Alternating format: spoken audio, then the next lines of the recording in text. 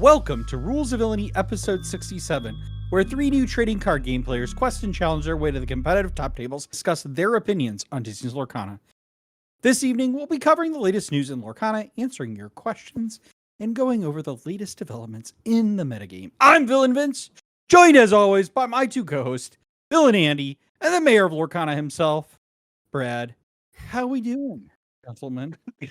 I'm good. I see Andy laughing over there. He sees that I learned from last week. got the salute proper here. How are you, Andy? I'm good. I got a new hat. It's got it's got paint on it, right? It is Hercules slippers. Yep. Sandals, I guess you call it. I guess they're sandals. So does Kirsten have the panic? That's what I was gonna say. Kirsten needs to get the other one. I don't know if there was another one. Maybe there was. She should have. Or hear me out. Vince them gets both. the panic, Oh. and I'll be Hades. Let's go. That seems a little imbalanced in power dynamic. I'm just saying. All right, Mr. Lord of the Underworld over here. I mean, it's just if he's Hades, right? Yeah. You're supposed to say if That's is true. good, right? Oh, Right, well, that's see, I already the joke. screwed up. Maybe Vince is Hades Yeah, instead. It's okay. Yeah. Okay. Maybe you are. I It's don't know. like that meme. Point goes overhead. Superman. Oh, That's all Joke. right. It's all good. All good. I don't know. I do think Hades is actually a good costume though, for if you're going to like a deal. Why? Yeah. That'd be a To good paint one. yourself blue. Or Seems red. like an You know. Arrested Development situation waiting to happen. Or just eat what is it? Was it the gum Yeah, the in blueberry gum blueberry gum? Yeah, in Yeah. Willy Wonka. and Willy Wonka. Violet, you're turning violet. Violet. And clip it. All right. Well, as always, we have a packed show because we love talking about Lorcana, and we are glad that you're here. So we're gonna get into the Lord of the Underworlds himself, Underworld news, sponsored by Hades. our TCG code, which is partner.tcgplayer.com/ROV. And here's the thing, guys.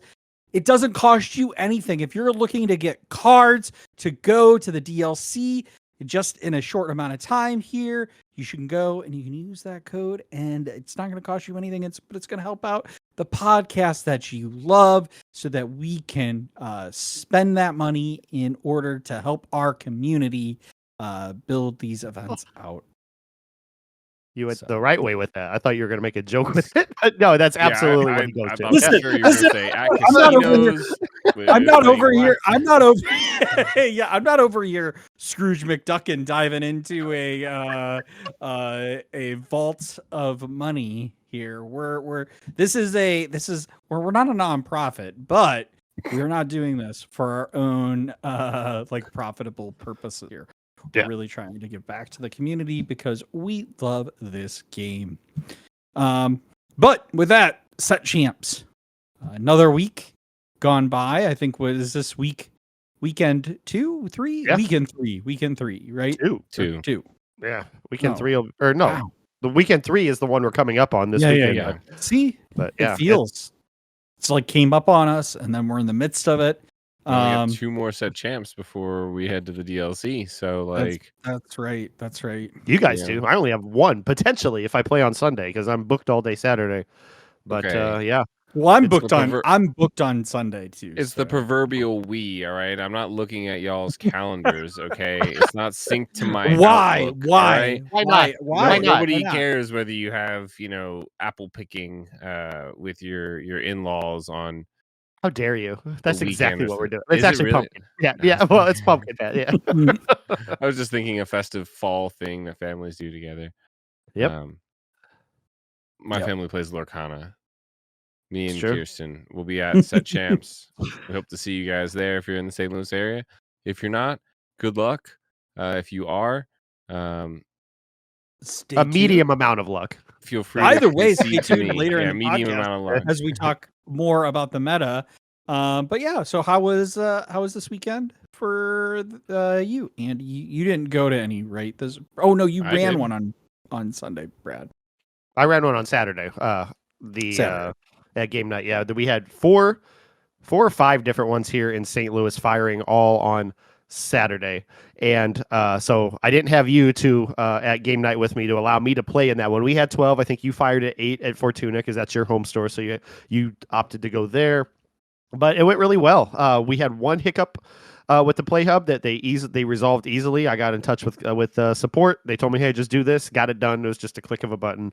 A little bit of a hiccup there, but otherwise went really well. Surprisingly well for not Chroma Dog, Sea Dogs. It was Emerald Sea Dogs took it down pretty handily. Like looking at his matchups, he played a lot of Blurp, a lot of Amethyst Steel, and did so with control. I talked about it a lot in the local meta report here, or local sets report, while we're in this era of the sets. But yeah, super impressive deck, and I'm really excited to see what I'm assuming he's taking it to Milwaukee, which is something we'll talk about later. But I want to see how it goes. I saw some other spicy versions of Emerald this week as well that I want to talk about at some point tonight. But overall, great turnout in St. Louis in general. I think we had 50 plus people playing on Saturday and another 40 playing on Sunday. Just really, really good time. Yeah. And Andy, how about you? How'd you on Saturday and Sunday? Saturday, I played a game night. I got 7th, I believe. It was top 4 cut. So headed home early from that one, but I got a card. Not bad. And then on Sunday, we played. I played at Wild Growth. None of y'all. Shout out Lizard. Yeah, shout out John Lizard. Big mad at you guys. None of y'all made it. I was gonna go. I was Yeah, going to go. I was gonna go. Yup. No. Hold on. Well, you go and finish it, and I'll get to why I didn't go. There I finished Swiss in 2nd place. I went 3-0 ID in the last round with friend of the podcast Chance. And then I got my butt whooped in the first top 4 round there. So again, went home early with nothing but a card. So overall, I got 1st place in casting on the first set champs, and then I got 2nd place at the next one, and then 7th place, and now 4th place or 3rd place, however you want to look at it. So still hoping to get a play, Matt. 2 more tries. We got this. It's all right. You got it. You at least you have a play set now though of got a few. Yeah. I got 3 myself. Kirsten got at least 1 or 2. So yeah. So I don't even know what my end up rank was at Fortuna. I won my first game into Heather's Blurple deck. I 2-0'd that, and then I instantly got paired into Tommy's Amber Steel deck, and like it just had a terrible day with that. You're playing Amethyst Steel? I was playing Amethyst Steel. Oh, I thought you'd be on Blurple. You've been playing Blurple all set. Amethyst Steel. So you could. That should be a good matchup for you. Bad cards. It would be a great matchup if Tommy didn't somehow find every card that he absolutely needed at every single turn. You didn't hear? What's you didn't hear? Amber Steel always has it. They just always do. Oh, here's the thing. Here's the thing. They always have it when somebody else is playing it, but when I play it, like I did tonight at League, did I have it? No, never, not once did I have it. So yeah. And honest, I didn't even play the 3rd round. I just watched the match because at that point it didn't matter. Yep. So you made 3rd/4th. Single elimination. Yeah. I mean, I ultimately like, I think I was supposed to pair in Iran. We did have some like little issues with the Play Hub app showing up on your phone We had Yeah. that too. a Yeah. little bit. I forgot to So mention that was yeah. like, it was like some people could see it and some couldn't. So it's like there's like a little bit of a like I don't know if it's a lag on the app or something to Yep. do with like the cache or whatever on an individual's phone. But Yep. so that was like one of the kind of like technical issues we had. And then I made the terrible mistake of deciding to say yes to go out with y'all to go to Fitz's. Right. And Fitz's caused me to have one of my worst like stomach acid reflux things Oh, I've had in no. a very long time. And so I was up until like 3:00 in the morning. Oh man. And when I finally went to bed, I didn't even set an alarm. I was like, like if I wake up and I'll go to Wild Grove. If I don't, I don't. And so I woke up at like 2:00. Yeah, I really wanted to go out there. I really wanted to go out and support Lizard and play with you guys, but it was just one of those things where after Saturday being out all day at game night, then I had plans that night. I just needed a day just to, really, it goes back to Saturday at Impact, our big 47-person tournament where I did better than I expected, and it just kind of cut the wind out of my sails. Like I didn't care if I played again the rest of the set championships, right? So hopefully I'll get one more chance this weekend on Sunday if I'm up for it. But otherwise, it's all gears are locked in for Milwaukee. Are you trying to say that you had such low expectations of yourself that you got like 9th at a 50-person tournament, 10th, and you're all of a sudden like, nah, I don't need the mat. I don't need to play anymore. No, mission accomplished. We got this, boys. Back it No. Back it up. I'm ready for the DLC. DKP, bring it on. No, it's honestly it's a little bit of, I don't know. Like I've been on Board Pool for so long and I enjoy it. I'm having fun. But like for as much flack that it gets for being the most played deck right now, it has its weaknesses. Like those fast decks, the dogs decks, I barely get through those matchups. The Amber Steel, I'm lucky to get through it. I actually took down Tommy. He destroyed me on the play in a best of 3 Monday night. And then when I got to be on the play in another match, very close games the entire time, but ultimately got to do what it was supposed to do and take down the best of 3 there. So I know that I can beat that deck, but like I'm tired of seeing it. It's just like every time I sit across from it like Vince, it just goes. It has all the tools to just go, and it feels bad. And yeah, I don't know if this is going to help you make a determination on whether or not you go on Sunday or not. Should. But he's judging that. Oh, I know. No, it's not Tommy. It's not about Tommy at all. Just saying. Oh no, Tommy's on my list. Okay. Oh. All right. All right. Back to back Fortuna champ. He knows what he did. He knows what he did. Nah, I don't know. I have my days where I just I'm need to take a break. I'm joking. I'm joking. No, but he did actually win Fortuna. So congrats to him for winning 2 back-to-back. One, like 40 some odd 47-person tournament and then one 8-person tournament. So yeah, kudos to him for taking that down. I think Jared won at Wild Growth. Shout out Jared. And his son Aiden was also there, got top 8. Did really well. I got paired into him, I think the 3rd round. So this is kind of a bummer though, because of the whole introduction of like with this also within the set championship being a DLC, one weekend is kind of out. And since we're lucky that most folks can go till Milwaukee because it's so close, I think a lot of stores have opted to not schedule There's a few though. So the people who didn't get to or chose not to go to Milwaukee, you'll have a good shot. I know Underground Dojo is shooting for that Saturday, and I think there might be a couple others that I don't know off the top of my head. But Underground Dojo is a great place. That's where I won my only set champs, and I recommend anybody who's still here that weekend to go check it out. Yeah, but my point was saying is that out of the DLC, he's headed back home to go play in it. Yeah, I'll drive that 5 hours to play that. But my point is that we did have a lot of competition on a lot of these days for when set champs could occur that we, generally get pretty lucky that we can kind of space them out a little bit. But Eh, I will I don't know. I If I will agree go with to that. one. I Well, think that's fine. You can disagree. St. You Louis stores always could do a better it's job all of right. spreading out the event. Scheduling But on anyway, Sundays, so yeah. I'm going. But I am going to at least play on Saturday. You're playing both days, Andy, and you're potentially playing on Sunday. Correct. Brad. Yep. All right. Well, that's good. So Good luck, guys. I know, right? may the die roll be ever in your favor. Especially Amber Steel. What else we got? Well, we've got reveal season, y'all.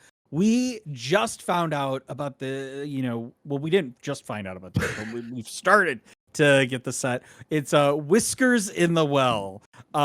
Whiskers, huh? Where'd you get the? I was just trying to keep up the whole meme that I could never get a set name right. But no, it's Whispers in the Well. The whiskey in the well has a new mechanic, right? Boost, baby, Did you boost. say whiskey in the well? Look at my Whiskey in the Italian well. jock. Mamma mia! baby. Italiano. Mamma mia! That's for the audio listeners. I held up the Italian version of Yeah. jock, which is whiskey. Name is whiskey, which is But these But yeah, reveals so good. are incredible so far. We've only had them for a day. I mean, this is Wednesday as we're recording. Of course, we're coming out on Friday with the episode. Maybe have a few more by then. But just after a day, pretty exciting.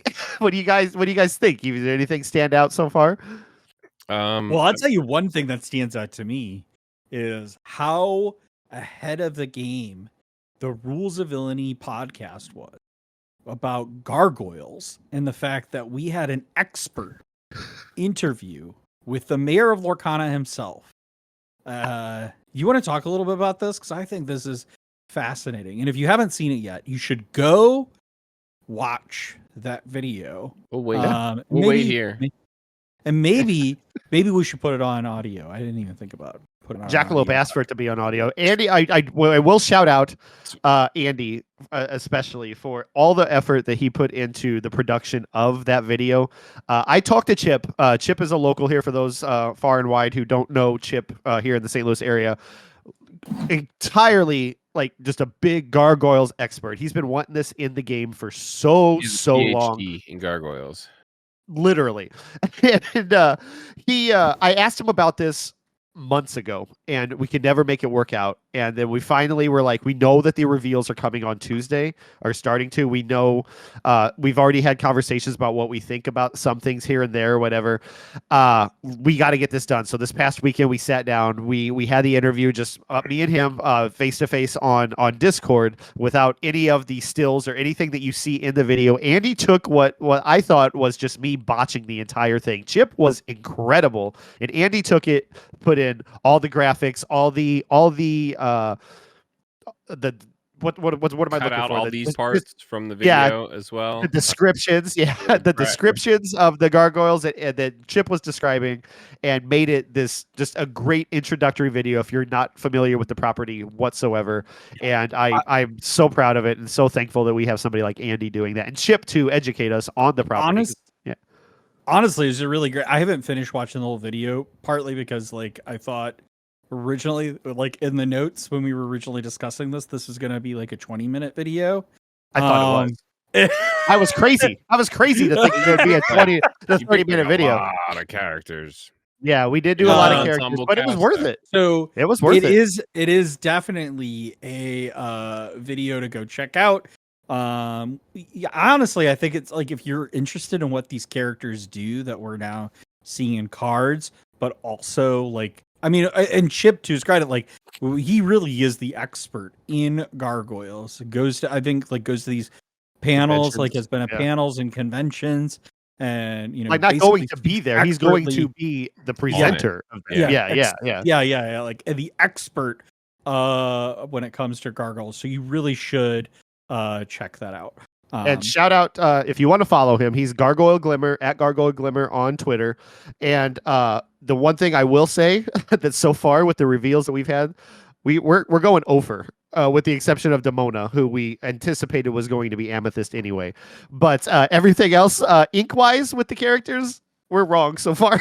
It doesn't feel good. It doesn't feel good, but it was a lot of fun. I'm so grateful we did it. I'm so happy to honestly do it. I think really that Ravensburger is just wrong. You know, we didn't get to release that video. Brad said he's been trying to work on this for a while. We finally got it done. I pushed it out as soon as we could, but really, like, Ravensburger's only had like a couple days to respond to this video, and so I'm sure it's only a matter of time before they realize their mistakes, essentially. And then they're gonna rot, like, you know, and then they're gonna rata them. they're right. They're just gonna be like, you know how we said this card was Rata going and to be heat color. ruby? We're really, really sorry, but we actually meant sapphire. Sorry, my bad. We're just gonna be like, that's fine. I've seen a rotted text, but the entire identity of the card, yeah, brand new to TCGs here. Yeah, we errata Diablo. It's now Amethyst. Anyway, continue. But yeah, so let's get back to the set here. Yeah. You know, I think Brad, you asked a pretty good question, so I'll kick it to you first to answer. But what is the standout card that you like here? If Twitter is any indicator, today in our local Discords, Cinderella, Sapphire is looking really good with that Cinderella that comes out. She is a 4-cost uninkable. I think she's a 2/3, and if you play a princess that turn, at the end of your turn, you can put a card from your hand or the top of the deck into your inkwell. One of the two. I don't have it in front of me, but it's at the end of your turn. If you played a princess character this turn, you may put a card from your hand into your inkwell face down to draw a card. And you get to draw. So it's an ink and draw. Insane. And then Justin, here, local player here, local continental qualifier. He, he was the first that I saw show the play line of turn 2 ramp with Tipo and Sail, play her on 3, and then on 4 you can essentially get down a Maui Shark and with Tipo and Cinderella. I mean, this is basically your whole hand at that point. Sing Pirate's Life, and then you're getting that 3 lore from Maui. So he's basically got that into the board effect now that he didn't have before, unless you had actions and were able to get him out or rush him with Vitalosphere or something in the previous rotation. But just the sick combos that people are going to think of already is just, I don't know. Ruby Sapphire might be looking pretty good. I don't know about what about you, Andy? The card's pretty good. But I don't know. I'm a big fan of waiting until all the cards come out and then looking at them. They're really hard to evaluate in a vacuum. I know we saw that one Amethyst Ursula, that it gets an extra lore and evasive or something if it has a card. Yeah, so you're talking about Ursula, Whisper of Vanessa. Yeah, where it's 4 cost 4/5 or 5 cost 4/5, and you boost 1 and you can give it evasive and an extra lore. That seems kind of nice. I really like the what is the legendary Sapphire card that came out? Daisy. Daisy. Yeah. The Daisy Duck. Opponents' ink cards in their inkwell come into play exerted. Yep. That's pretty bonkers, especially with the Daisy Duck Donald's date shift line being available. Kind of wild. So some pretty cool cards, but the big thing we don't know about is these are whispers just cards that have boost? Are all boost I think so. Whispers? I think so. Okay, so there's no. I wonder if we're going to get any anti-whisper. That there is no downside to being a whisper, like there is to being an illusion, right? Yeah. The fact that your pages are ripped and torn doesn't actually hurt you in any way. So I wonder if we'll find any. I wonder if there will be any anti-whisper cards. Opponents banish all whispers, maybe. Because the cards seem to be fairly. They're regularly balanced. Plus, they have this boost ability. So yeah, I don't know. Maybe we'll find some. We already have anti-gargoyle tech, right? Which. But my suspicion would be I should say prediction, is that I think there probably won't be illusions where any action. Like they're weak when That's it their comes to target ability. action. Yeah. But I think what'll end up happening is there might be cards that are like remove all cards under your card, so that like if you've paid to Yeah. boost them, they no longer get that boosted ability, so you would have to do it again. Unboost them. Like exactly, some unboost. But I have to say, I Yeah. really like the art. Just continues to amaze me in Lorcana Incredible. on how they have just just the way in which they signify these kind of different mechanics with these boosts, in particular these whispers, are just really cool. Pretty cool. As far as my card, I think, and it's not any one card, I really do like the Stone by Day kind of mechanic with the gargoyles and stuff. I will say, like, I was like, I don't know how I feel about like that but honestly, like the more and more I think about it, it's kind of a clever little way within the current like game mechanics to be able to kind of handle that particular thing. Can you explain what that is to people who might not know? Why don't you actually? You're the one who taught. Vince doesn't have it in front of him. Is like, I obviously know what it is. Why don't you prove to me that you know? I mean, I know what it. It's It's like if you have 3 or more cards.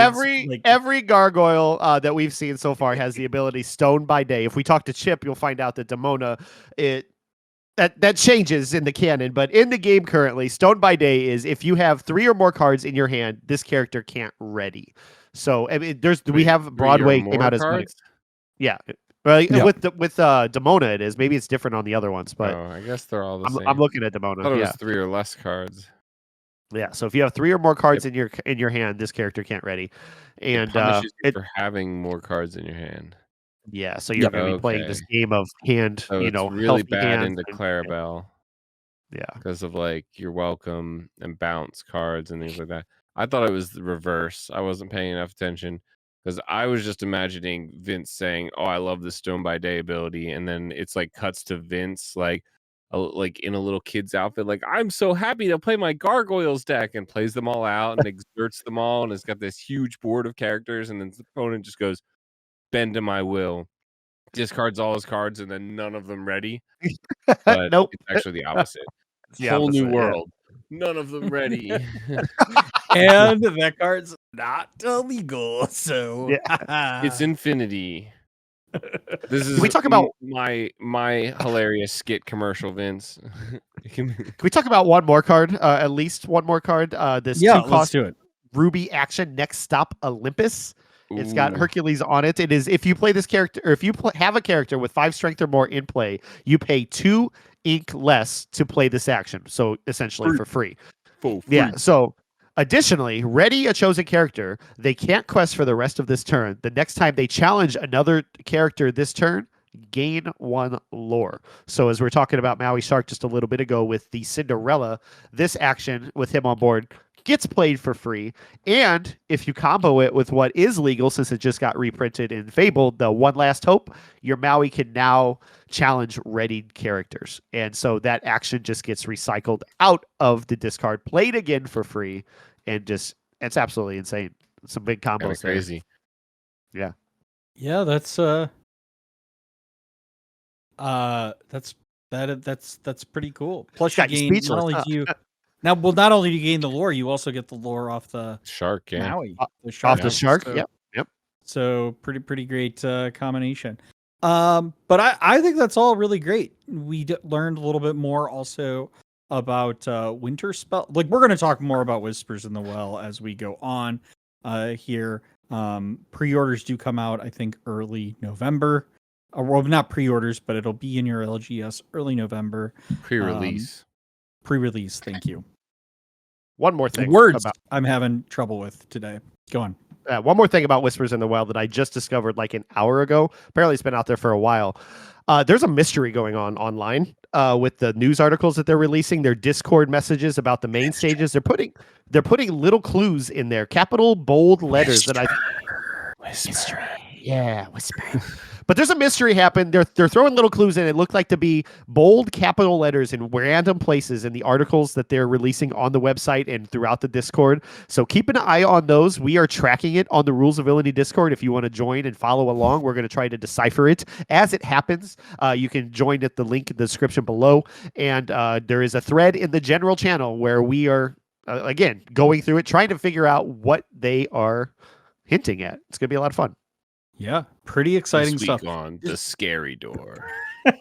Totally as a side note, every time they would do the whisper on the Lorecast, Brad, you'll enjoy this. Andy, I don't know if you will as much, but does it not remind? Yeah, where exactly? So it's the St. Louis area. There's this theater that was called Warenberg Theaters, and they had this song at intro, and at the end they would just whisper Warenberg. I was at a live podcast a couple of years ago for the McElroys, and one of the McElroy brothers' wives was from St. Louis, and they were talking about Warenberg, and he's like, the Griffin was like, I just learned about this when I came here because they come in. It was the actual the pre-show for the main show, but it was a podcast called Wonderful, and they just talk about wonderful things. And then they got the whole auditorium, I think, at the Stiefel, doing the Warenberg whisper thing, and it blew his mind. That hasn't been around for years, but everybody knows what that was. It's absolutely insane. Such a like a Macklemore? St. Louis deep cut. What's that? You said you saw Macklemore in a podcast? No. That's pretty cool. No, the McElroys. They're big podcasters in the Thrift shop? comedy. Thrift shop? Yeah. No, What? not that one. We're You know, it's never funny, gonna I get through this want to pop episode. some We are tags. like Yeah. We're still in yeah, Underworld yeah. News. That's because It's Brad fine, keeps going it's one fine. more thing. Sorry, It's I'm fine. sorry. I miss you It's guys. all good, all Talk to good, you. guys. All right, it's gonna be totally fine. I mean, obviously, fine. our audience knows that we don't stay on topic for anyway. If you've been here 67 episodes, you know what you're in for. Yeah, but what here. if this is their first Um, episode, guys? We Uh, gotta. This well, is listen, this you is like a game, you okay? chopping along, and honestly, you know what? I'm just gonna say this right now. I can't tell you how many times I've put in our messages behind the scenes here that Andy needed to wrap it up, and he just totally ignores it. So I don't want to hear it. I don't want to hear it, sir. That's fake news. You have no right. But anyway, we'll talk more about Whispers in the Well as we go on with the reveal season. But we did see a little bit about Winter Spell. They revealed 4 cards. Some pretty, at least one spicy one, I think. You want to read all Angel. of them?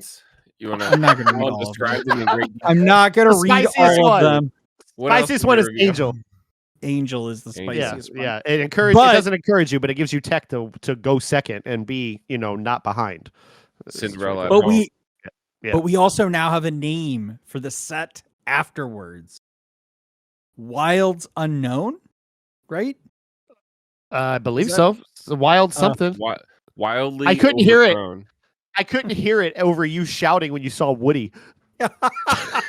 I know. Did you hear me here from my house to where you were? Yeah, I was in About how O'Fallon, Missouri. Yeah. Excited I was to see Woody and Buzz and my Pixar friends joining Lorcana. I cannot wait. I am so excited. But that's going to be a little bit into the future. Got my Woody jersey on. Woody with his chainsaw sword. But anyway, Yes, that's a lot for it's- Underworld yeah. News. Let's Yeah, wrap let's it move up on. here. Get into Constituents Corner. Take it away, Mr. Mayor. All right, one more thing though. I'm kidding. Dakota from Legends of the Inkwell asks, my question of the episode is, who is your favorite Rules of Villainy member and why? Let me start with telling a tale that's going to take 10 minutes. No, I'm just kidding again.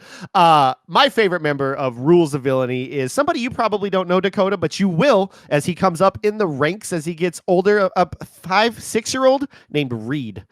Reed is just a bundle of joy, and he's beaten all of us, I think, in the sealed tournaments at pre-releases, and just an absolute blast to have him. He's, of course, Heather's son from the team, and the thing that warms my heart the most about probably one of my favorite Lorcana experiences is just her telling me that when it was wear your favorite team's jersey to school day, he chose ours, and just talking about it now makes me want to cry again. So that is an easy favorite member right there. Vince, how about you? Honestly, I got nothing. I've got to go with I gotta Second. You're just gonna say Reed as well? I'm gonna say You're Reed just- as well. Do I have to now say Reed? I can't say my actual favorite person. Well, I mean, we all know your favorite person. Well, it is was either yourself, me. So. It was either me go first and say Reed, or me say Reed at the end and make you all look bad. So, Yeah.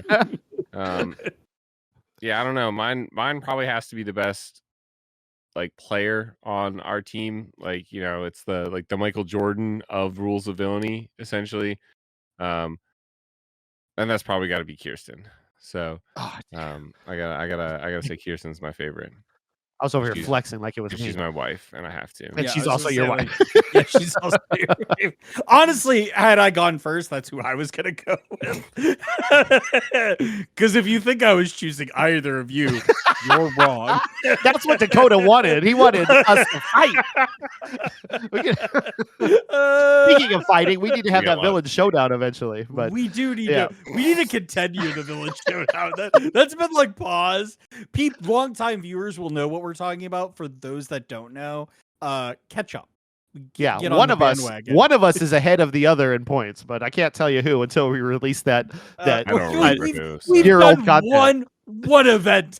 Yeah, but there had to be a winner, and it was one of us. All right, next question. Next question from Jackalope Spam, because Set 12 has been announced as Wilds Unknown. Oh, there's the name of it. It was right in front of us. Do you think we'll get another Illumineer's Quest villain story arc? Previous multiples of 4 have had a villain in the title and had the Illumineer's Quest as well. What do you guys think?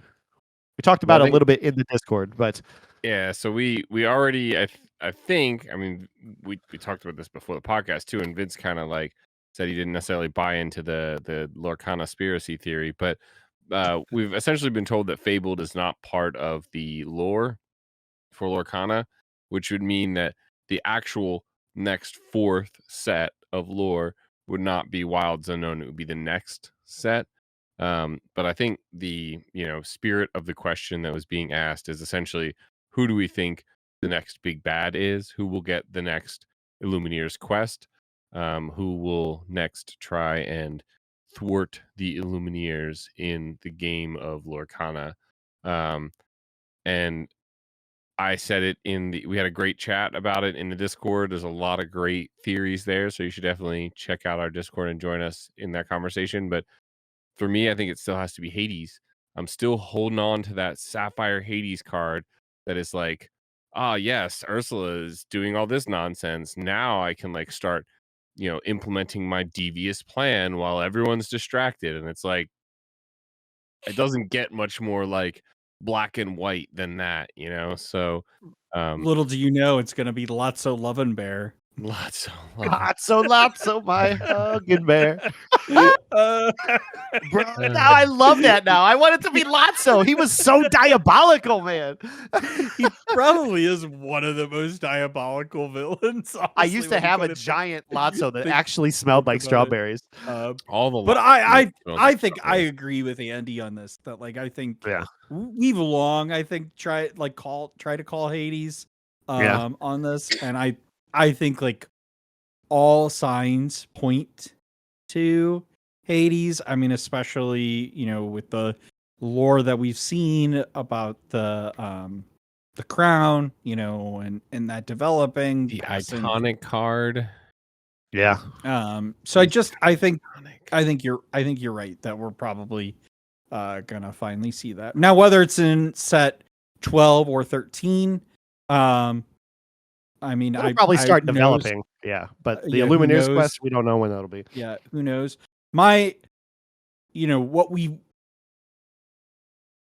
It's either going to be set 12 or 13 is what I would say. For sure. It's like Yeah. it probably set Most 13. likely. They're probably going to realign rotation and the villain and start. Which the only thing that like I put a question mark here on, and what we were kind of discussing earlier is that the end of every like chapter, if you will, which I mean they have it called each like 4 sets of chapter, has been this culmination of events. And so if they then put it at set 13, that would technically really be the start Yeah, of a new adventure Yeah. or quest or would whatever and be stuff. odd. And so it'd be a little weird, but that isn't to say they can't change it up. And who knows? But Yep. I would expect set 12, set 13 is probably. I'm with what you we're guys gonna on be. Hades. One thing I did see in Discord again from Chip, who's just big in the lore in general with these properties and everything.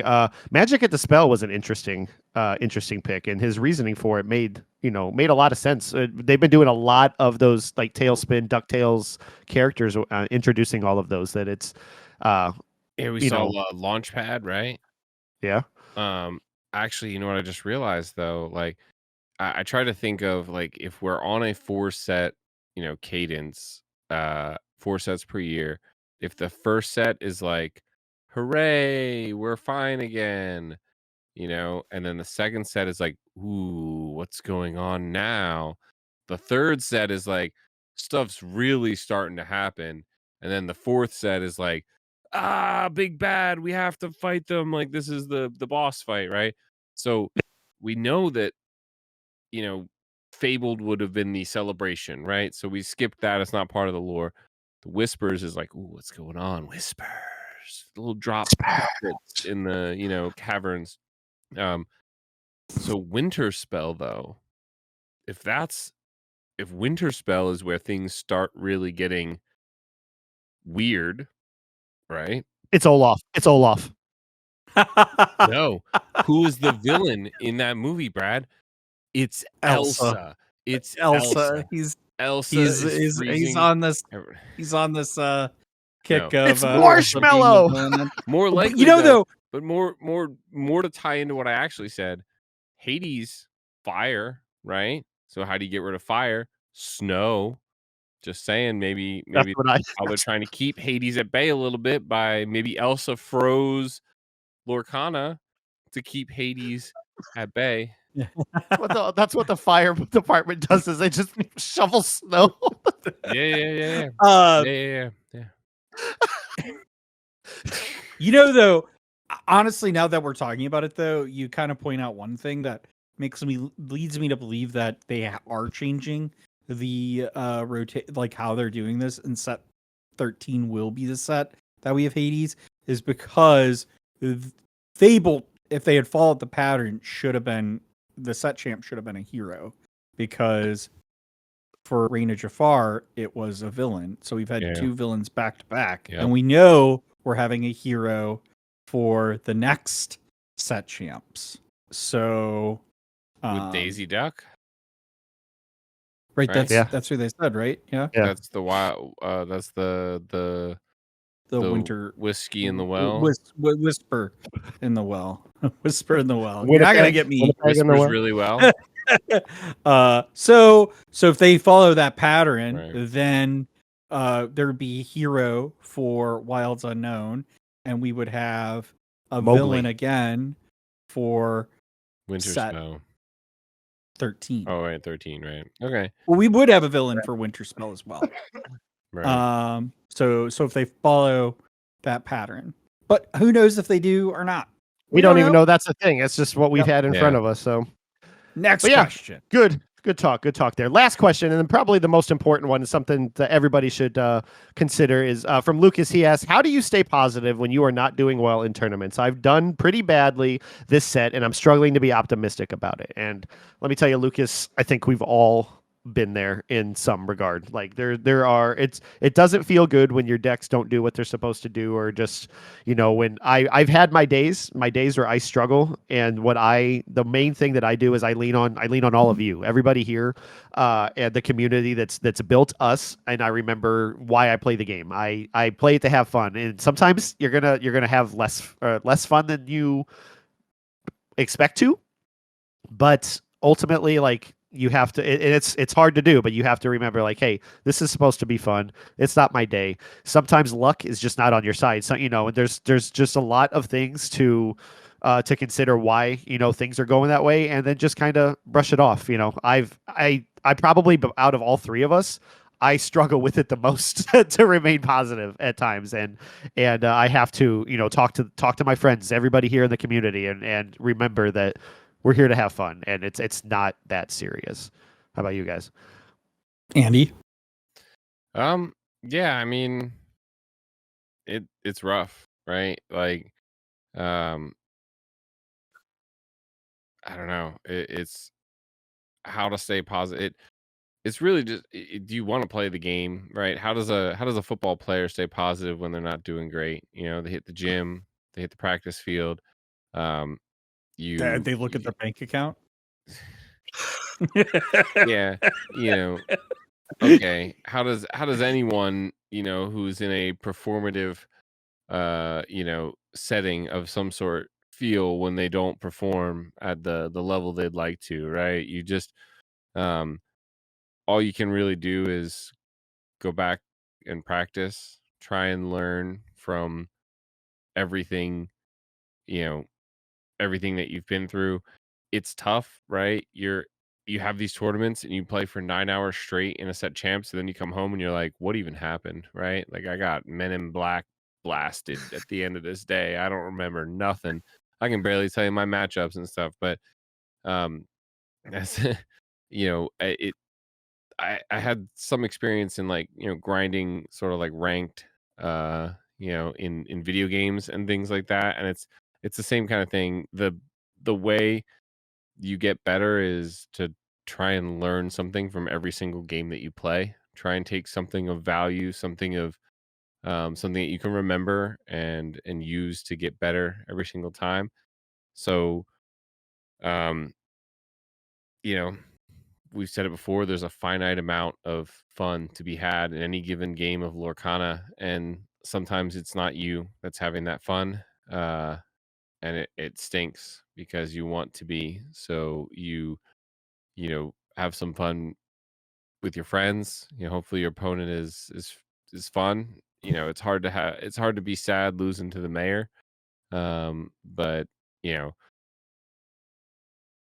yeah, you just gotta keep going, keep trying, or if it's not your thing anymore for a little while, take a break, try something else. See if something else is more fun to try and be good at. But that's really what it kind of boils down to. You play this game because you want to be the best there ever was. Like, no one ever That's was. that. That's a different game. Whoa, sorry. To bounce off of that real quick, Vince. I'm sorry. Who's that glimmer?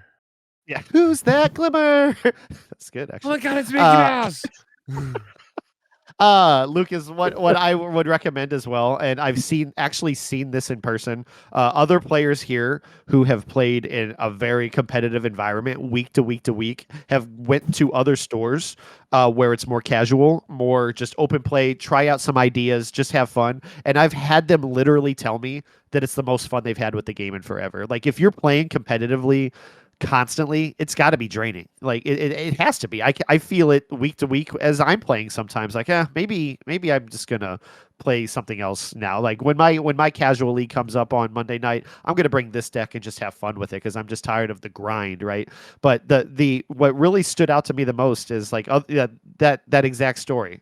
Playing competitively for weeks, I told them, hey, come check this out. Take a break for a while and try out some other ideas. And they literally told me it's the most fun they've had in a long time because they got to do some experimental stuff and see things other than what's just heavy meta play all the time. And that's what the community I try to foster is like, there's so many cool ideas in the game and so many things you can do. You don't have to play at the ultra competitive level all the time. You can just run that with that idea and see what it does. See some silly glimmer do some silly thing that just is a lot of fun, and that's what the Infinity format is supposed to be.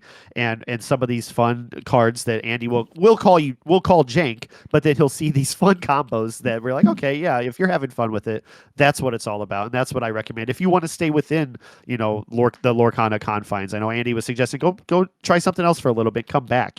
There's other games out there, there's other things to get your morale up, but there's also things within this game that you can do to just take a load off and just have some fun, and not worry about being competitive is probably my biggest takeaway from that. That's fair. Yeah. You don't have to go do something else. You can go play jank with Brad at game night. Yeah, please. On Monday Please night do. Yeah. from 6:30 till 9. What is it? Well, 10, 6 to 10. But I will just, I mean, I think I'll just, Brad kind of said what I was going to say, so I won't repeat all that. But I'll just say sometimes it's always good, if you find that you're not doing well, which happens to all of us from time to time, is find something that you enjoy playing. That it doesn't matter whether or not you win or not, but you just enjoy playing, and do that. I mean, I did that with that Puppies?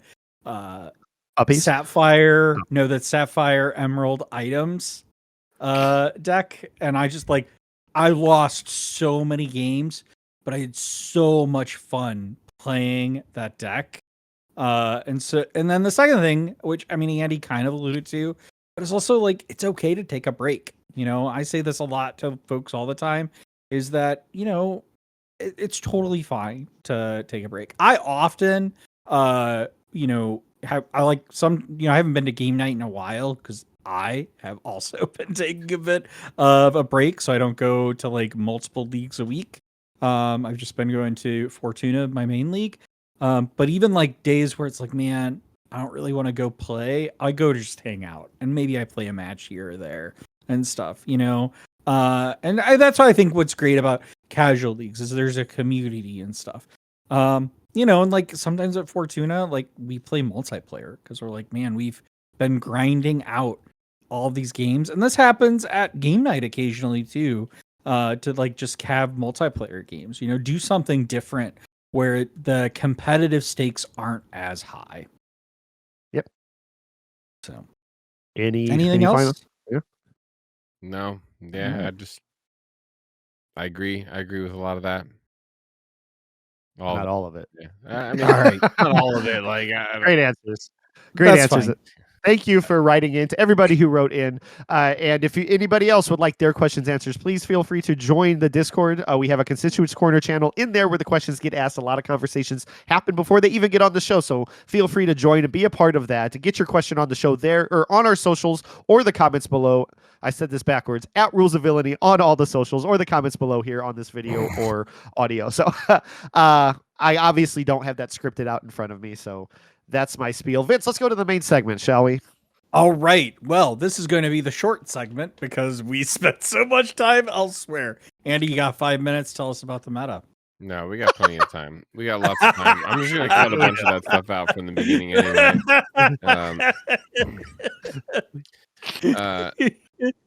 Yeah, I mean, it has been interesting this set champs.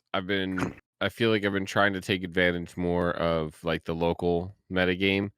I'm not full blown spreadsheets and predicted, decks and things like that, but I do take a look at the roster of the events that I'm going to and try and decide that's which totally not true. I 100% know.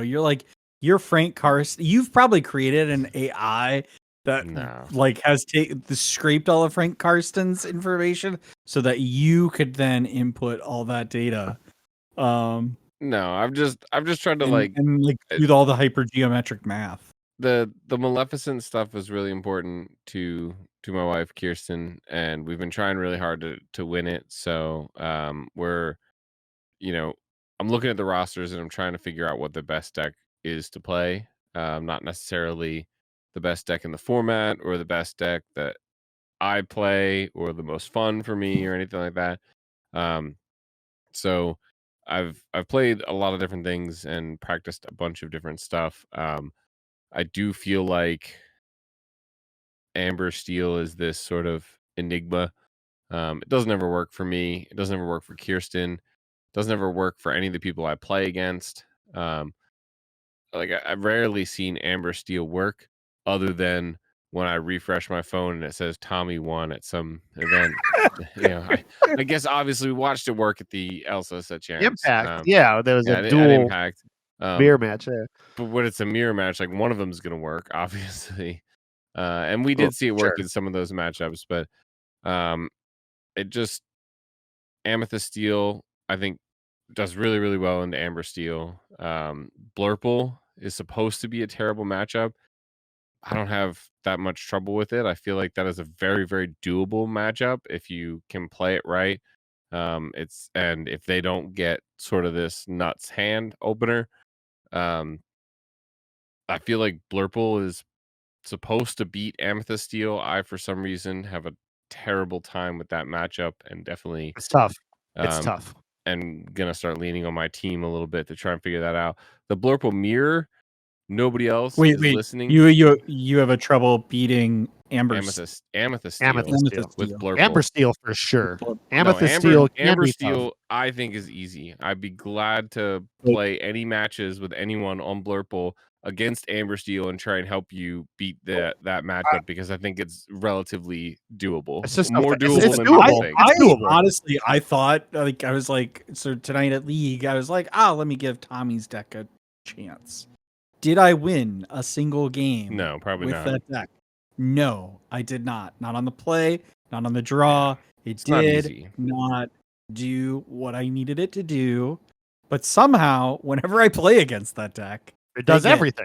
everything they need. Yeah. Like, Yeah. like I mean, at one point, and I mean, just to give kind of an example, right? You know, it's like, for instance, the lady is a great way to cheat out other cards, right? So how is it that I had a lady but never could find a 2-drop, but drew into 2 more ladies into my hand, so that I had 1.3 ladies in hand, and eventually just have I had to play it, no effect, which just not great. Yeah, I mean, and then after I have no ladies in hand, what do I draw? A Nala. Obviously. And Yeah, I think, obviously, so- any deck can brick, right? Missing turn 2 ramp, having too many uninkables in your hand, having too many docks in your hand. Any deck that plays dock, you get 2+ docks in your hand, and it's just like, wow, I don't want to play this game anymore. Let's dock no trigger 3 times in a row. It's the Even worst. just multiples of any card that is weak into a certain matchup. In practice against Kirsten, either earlier today or yesterday, I had all 4 genies, uninkable genie, amethyst genie in my hand, Yeah, and she was playing dogs, and I'm just like, well, this is the worst card to have in my hand. Period. To have 4 of them is just obscenely bad. This is doing nothing for me in this game. I don't want to draw one more card and play a 2/4 to the board, please. So it just I think bricking happens, but I don't know. Amber Steel, Blurple into Amber Steel, I think is I don't know. One of my teammates, I think Captain Jimmy, was showing some stats earlier, and it was something like less than 40% win rate.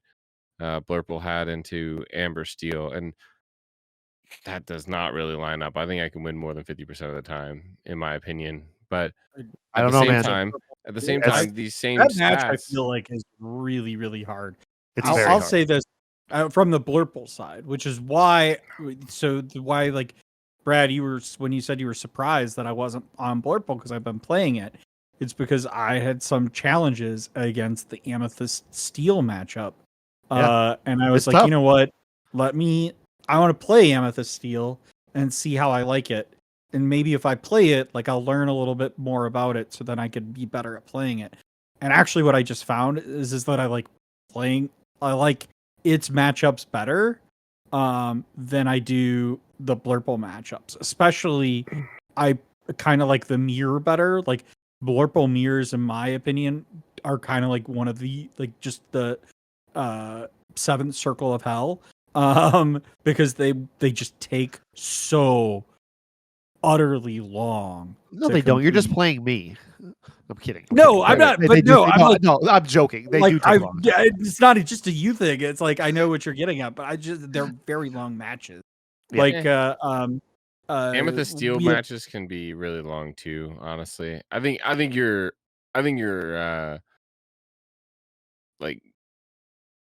slandering Blurple mirrors here. I can't think of a better word. Painting. I'm not because I honestly painting I think Blurple mirrors in a bad light. I think most people would recognize that is a long mirror match. Yeah. I don't know. And I think there's a risk that match can go to time, significantly more likely than not go to time, if you will. Glad we're talking about Amber or Amethyst Steel, because a lot of people for the whole set, like Blurple has been the boogeyman, the most consistently played deck. But other than winning Still is. Bologna, yeah, it still is, and it won Bologna, but like it doesn't. It was the only one in the top 8 that made at Bologna. It doesn't convert as well as people think, and Amethyst Steel does. Like Amethyst Steel has, at least in the data that I have here locally, from the set championships and abroad with Bologna, because the opponent in the final was Amethyst Steel, and I think there were 2 other in the top 8 that were Amethyst Steel too. I think that is the most consistent deck in this meta right now. But it's also a deck that I don't know if it's a color pairing or what. I have no interest in playing it whatsoever. It has nothing to do with how meta it is. I understand the value and the power that it has, the steel, and bringing out the strengths and the fire of the cannons. Very, very clutch in any part of the game, but especially at the beginning, just to slow down the opponent and just build your board. But like, why what? Well, why? You say you have like no interest in playing it. I don't know. It's Okay. unexplainable. I talked about it with Dylan on our local Discord. It's just not appealing to me. I think it's like the colors or something a weird about it. Force field feeling. Like you have like a. Yeah. Did you pick up a tarot card or something? Like a crow flew over you, and now it's kind of interesting you say that. Out of all of the inks pairings in this game, there's what, 15, 16 of them? Yeah. I don't think off the top of my head I have ever played Amethyst Steel. Brooms. You're right. Damn it. Brooms. You absolutely love Amethyst Steel, Brad. Yeah. This is just wow. You just like, shut that down. This is just like Brad is just like, guys. The other day I had a dream I was a marshmallow, and then like a bird picked me up, and then like threw me over the Golden Gate Bridge, and then I flew into. I was called Brad so quickly. Because in my head, I was gonna let that go.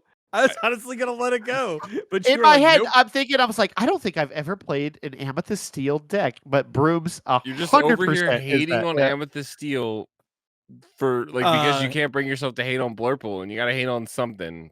Well, here's the thing. Here's the thing. If it was Brooms, he would love it. He'd be all in on because I think Brad. I understand Brooms like just the tribalness of it or whatever. It's not 100% meta. It's fun. It can be successful. But why are we talking about Brooms? You brought up Brooms because to shut me down. Now this is a Brooms talking episode. About the meta game here, okay? I know. You're right. Amethyst Steel for some weird, vexing reason. A witch put a curse on him. It's fun. I don't know what it is, honestly. But just to get us back on topic here. Sorry, I think you're totally fine. That's not the point I wanted to make, but yeah. You're good. Totally fine. I think I agree with Brad here that I think Amethyst Steel is actually probably one of the more consistent decks. Because one thing I'll point to is, yes, a Blurple did take down Bologna, but that game went all 5 matches and stuff. And so, and those every are two best of 5 really we've good ever players. seen has gone to 5, I believe. In we have history. a sample size of 2. So let's like slow roll. I'm just saying, like, but I mean, this is like having 2 World Series and they all went to 7 games and stuff. Doesn't mean that, if you go look at the record of World Series, I bet there's plenty. I mean, there are probably more that don't go to what I'm games. told. My point is go on. I was gonna say what I'm told is that the best of 5 takes away the play draw disparity a good bit. And so the way I heard it explained is that it makes sense that it goes to 5 each time because the games are much more even, and it's like playing one big game of Lorcana over 5 games, and that you're not. I don't know. It's supposed to be just more even, right? I could understand the theory behind that. I think we just don't have a sample size enough to suggest otherwise. Although what we do know, I think, to add to your point a little bit, is we do know that there is an advantage for going first, right? Winning the die roll is a pretty significant advantage. But you're guaranteed to go first twice, and the other person's guaranteed to go first twice, right? And so you just have to break serve is the term. that Karsten came up with. You just have to win once on the draw, and so you get a lot more chances to do that, right? Yeah, that's fair. So is your prediction that Milwaukee will go to all 5? Sure. You think Yeah, it'll? probably. I mean, Yeah. like, I might win it in 2 or 3, I guess, but like, Well, you Ew, have to that'd be win three. it. So yeah, Yeah. yeah. I don't think if Three. you say win it in 2, math ain't math in there, sir. Look, I came here to play Disney Lorcana, not to count to best of 5 or however many that is. I'm just gonna keep playing until they tell me I've won or lost. All right. But yeah, so yeah, And interesting. I But think the point I I'm was not. making though is that like Amethyst Steel and Blurple matchup to me seems like the most volatile because the statistics and the numbers and the experts, the book, if you will, says that Amethyst Steel should lose to Blurple. But frankly, I think Amethyst Steel wins to Blurple more times than you might think, which I think is flip-flopped with the Amber Steel. I think people are like, oh, Amber Steel should beat Blurple most of the time. And I'm actually like, no, other way around.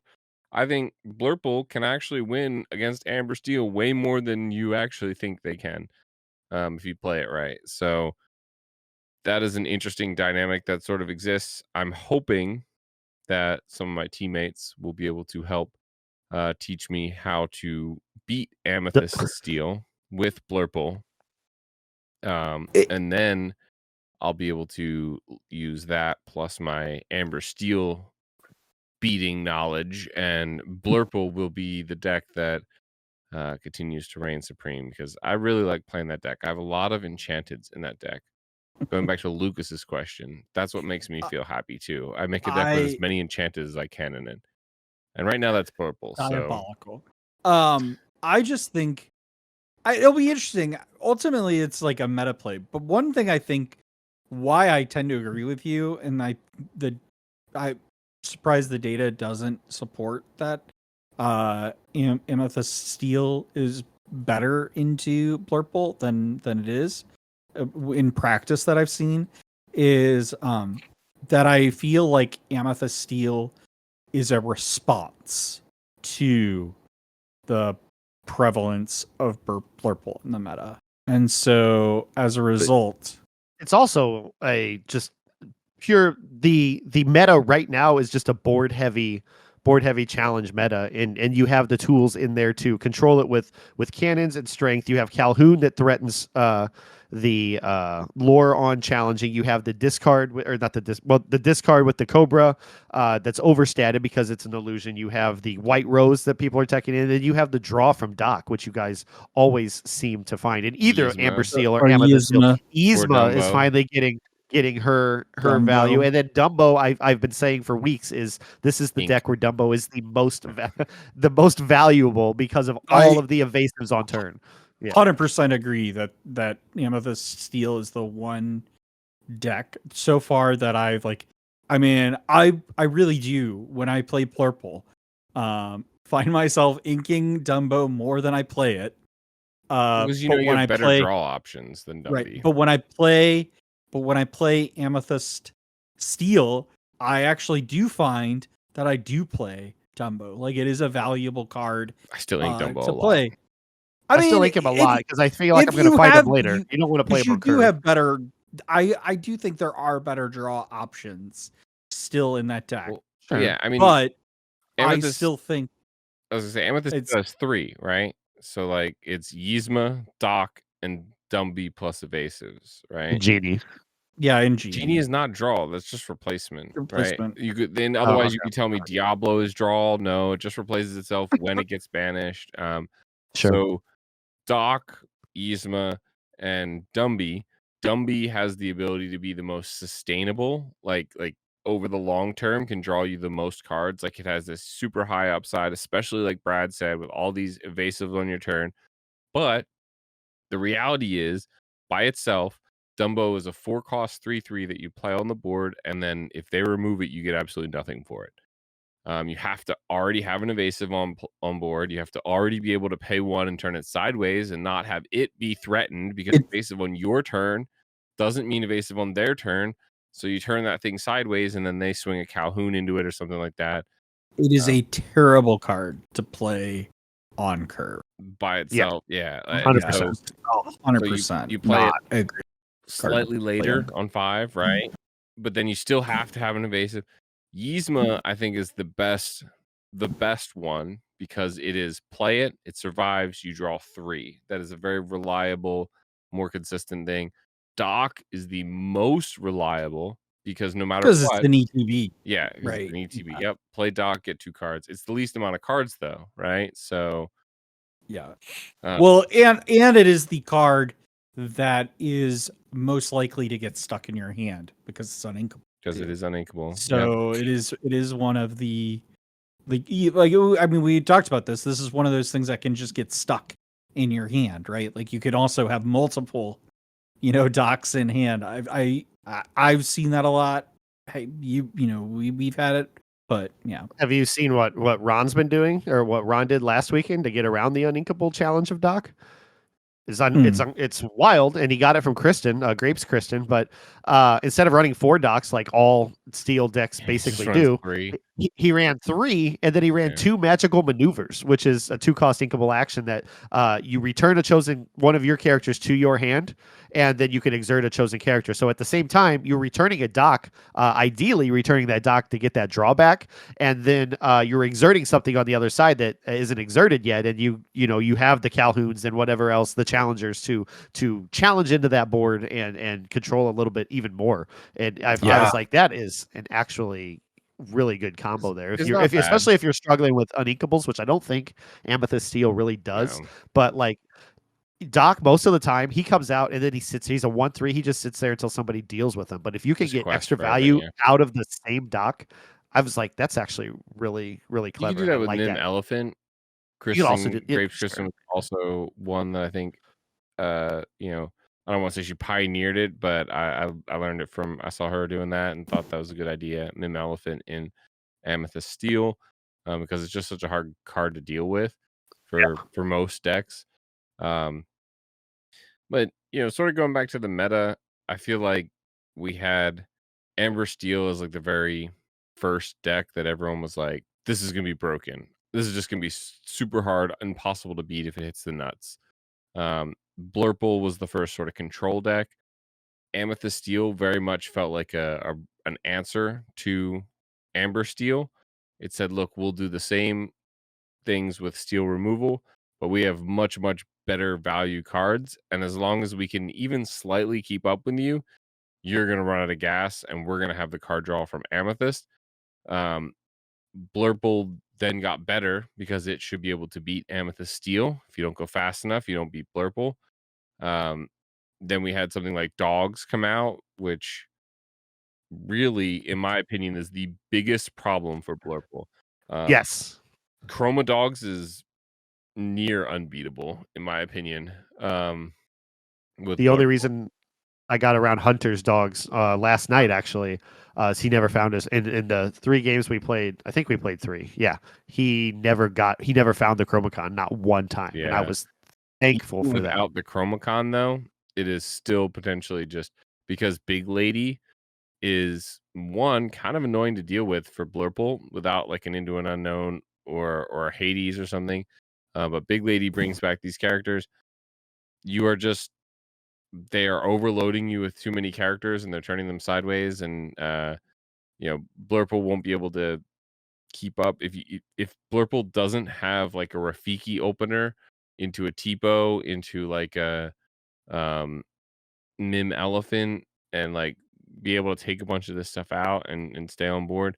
But the Chromacon then sort of flips all of that, right? So if you've played your Elephant and then they drop a Chromacon, you kind of just lose the game, right? Because the Elephant's great at challenging and not questing, and like you don't want an Elephant out there with the Chromacon because they bounce that, and you really, really, really can't play that Elephant ever again because it costs you another character on board. I mean, again, I talked about this last week. Do you think this is where you play a card to tech against Chromacon? Do you play an item removal card? I think you do at least a one of No. or two of, because you have ways of looking, especially Blurple has ways of searching through it Are- your deck, trying to find it, knowing that it's in there, or knowing that you're potentially going to be up, or if you're already up against the item, your visions, your whatever draws you have or whatever, looking for some kind of way, if you see it in the first match, the next two matches you might alter or whatever for a way to potentially deal with it. I haven't teched it in yet, but I do think what I wanted to say here before Andy answers you on the flip side is that, like, I think dogs and Chromacon and everything is going to be a problem in Milwaukee. It's with the same way I felt about Baja going into Denver. Like, everybody was like, there was this momentum behind this deck, and the success that we saw from two dogs decks here locally at the set championships this weekend, and just wide on Twitter. Everybody's talking about different dogs. I saw an Emerald Amber deck last night.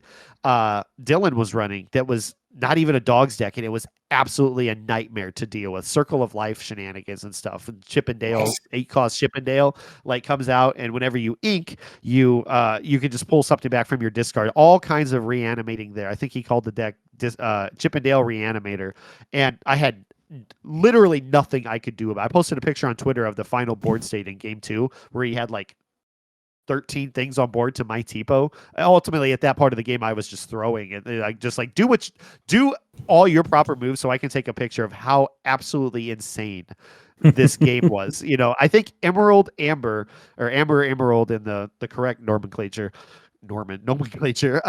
is going to be something to look out for in Milwaukee. And I'm just in awe of that deck and the way that these guys pilot these decks, because I've tried a little bit here and there, not entirely seriously, and it's a lot of decision making. Even in Glass City, I got to record or cast over one or two of Habibi's games, and I was just like, the mental math that he's going through right now to win this Amethyst Steel game in the second or third round of Swiss, I was like, this is insane. Like, honestly, I feel like the Chromacon Emerald kind of boils down. Like, you can make it a little more control based. You can do things like Scrump Under the Sea. You can do things like this Circle of Life reanimation kind of loop or whatever. Just getting maybe clear, that was an outlier of this deck, but it was really good. In reality, Amber Emerald goes faster than Amber Steel. It goes faster than any other combination there is, essentially. Does it go faster than Amber Steel? Absolutely. Merfolk and Daisy. And the lady that can quest for 3, it has the only potential 3 quester. So you go 1-drop lady, turn to lady tramp. Don't be dissing Nala. Nala's not a 1-drop. She's a 2-drop. Yeah. Oh, you're talking about the 1-drop 3 quester. Is the lady, okay, gotcha. The dual ink lady. Fair. But the biggest thing is that they just have all low cost, high lore characters to go fast. They completely shut down removal with the Chromacon, and then they recur all of their characters with the big lady. And when half of the removal in the meta is Inkwell removal, they can just play big lady on their own, no problem. And then they get a Daisy and a Merfolk, or a Daisy and a Daisy back, and then they just play them again. And what ends up happening is, like, you are constantly spending your time trying to, like, you have to have a good early game. And so that's why, Blurple needs something like Rafiki Tipo. The Chromacon shuts it down, though. I think Amethyst Steel does really well into dogs if you sort of play it right. Like, if they don't find the Chromacon, Amethyst Steel just kind of wins, because Amethyst Steel can just use strengths, a couple strengths here and there, a couple fire the cannons here and there, and then the much higher value characters like Calhoun to just take out the dogs and things like that. But they get the Chromacon, now you like get in this weird race or this like just. But again, that goes to my point. Do you then? So you say in both cases, Blurple or Amethyst Steel, it's not, you don't tech in any item removal, because you don't think about a Benja. Right. No, because the game isn't won or lost by the Chromacon. it is ultimately they can still win without the Chromacon by just going fast, and especially for Blurple, because if you don't Right. have an early game to compete, Let's just say I can they see don't that need the point. Chromacon. But you seem, right? but based on but it seems like you do think though that Amethyst Steel Amethyst Steel has a hard time with Chromacon, but I think you just go has- fast. so you just say So ignore their yeah, board and so turn things sideways. and you just turn say, and you have to recognize that they're basically going to do that. And there's like a couple telltale signs, like them not turning certain things sideways or whatever. But if they play stuff and then you play things like Hook, Rafiki, or like Calhoun, or like the really big ones that just completely threaten their board, and then they freeze, so they don't turn anything sideways. What you do is you sort of put the ball in their court and you turn your stuff sideways. You say that's fine. All right, what are you going to do? You're going to play like a tramp and then buff your lady, and instead of questing for 3, you're going to send it into my Calhoun and trade with that? Done. I love that, right? Because if they're setting up for a Chromacon, then you have to be faster than them, and you just have to constantly lay down as many characters as you can. And there are a few, like, value trades that you can take, where like if you have something like a Cobra on board, you could take out a Daisy Duck. What you really want to do is do all of that challenging at the very beginning of the turn when you have all of your ink. You want to quest with everything that isn't going to challenge. You really only get to do one thing: quest with a bunch of stuff, challenge with like your Cobra into their Daisy, let them bounce whatever they want, and then play all as many characters as you possibly can. And you just really have to try and stay ahead of them. But ultimately, like, getting rid of that Chromacon, sure, that'd be really helpful, but it isn't the end of the game, and I don't think it's worth lessening all of your other matchups, because there already isn't really enough room. There's already cards I want to play in Amethyst Steel that I think but I don't think Bench is a bad card on its own. Anyway, it's just it's actually like decently static for vanilla, what right? it It's is. just a 3-cost 2/3 that quest for 2. I think there's Quest a for bunch of 2, the. yeah. I think there's. I mean, I don't know about an Amethyst Steel. Actually, a 3-cost 2/3 that quests for 2 is Yolana. It's a Amethyst card that gives +2 Challenger to a character at ETB, which a lot of people are playing, or they're playing the Jafar instead, which is a 3/2 that does the same thing, +2 Challenger, and that is, I think, a little bit more valuable than banishing an item, maybe, right? I mean, yeah, I definitely But think probably in the broader scheme of games, but if you're going into meta where you think this is going to be a problem,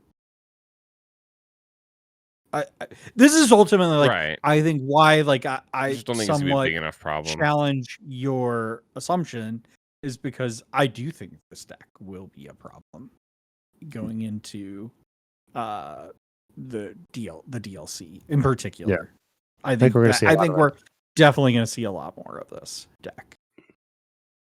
Yeah. Because honestly, like I think the response, when you look at like Bologna, right, and you see the disparity in how many Blurple decks were there, I think the response is More dogs. we're going to see here in Milwaukee, and also like the other thing is we know that like North America and Europe doesn't necessarily mirror each other either, but there is Right. some, I think, response to this. And as a result, I think people are going to think, okay, what are the threats decks out there? And if I think I'm going to see a lot of Blurple, what deck do I play? Or if Right. I see a lot of Amethyst Steel, what deck do I play? No, and you're right. I mean, it is. I said it before earlier in this episode. I think it's essentially unwinnable for Blurple. This matchup is really, really rough. I think it is very winnable for Amethyst Steel, and that's sort of the weird thing here, is that Blurple has this largest percentage of the pie, and Dogs definitely destroys Blurple, but Amethyst Steel just picked up another good matchup, right? So Amethyst Steel does great into Dogs. I think it does great into Amber Steel. I think it does not great into Blurple unless I'm the one playing Blurple and you're the one playing Amethyst Steel. And apparently it does great. And then the other matchup is this Empire, this Emerald Sapphire list that frankly seems like it's almost falling out of flavor. But if you consider that to be one of the big, 5, if you will, I kind of think Amethyst Steel does decent into that list as well. So you force them to have the heads held high and the end of the sea. You've got decent amount of draw power. They have less removal options for cards like your Yzma and your Dumby and your, even just like a Genie, right? So I don't know. I think this deck is still hard. Again, I know you. I mean, I get your play line of how you understand to play it as a Amethyst Steel player, but I actually still think this is into dogs, challenging deck for that deck. Not really. I would okay. I don't. It's not like free win, right? Like it's not a free win because again, they are the fastest deck in the meta. They have the potential to have the most quickest lore gain out of any deck, and just the most widest threats of lore gaining characters out there. And they have the Chromacon, which is just like not only incredibly annoying, but like is a hard thing to play against.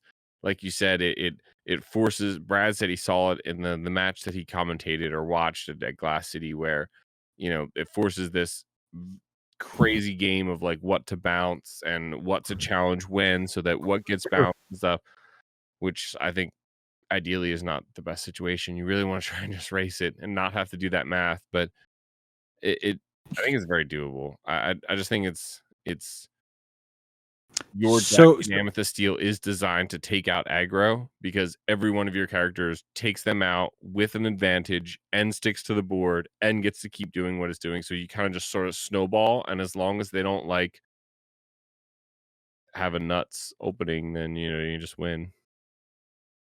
Yeah.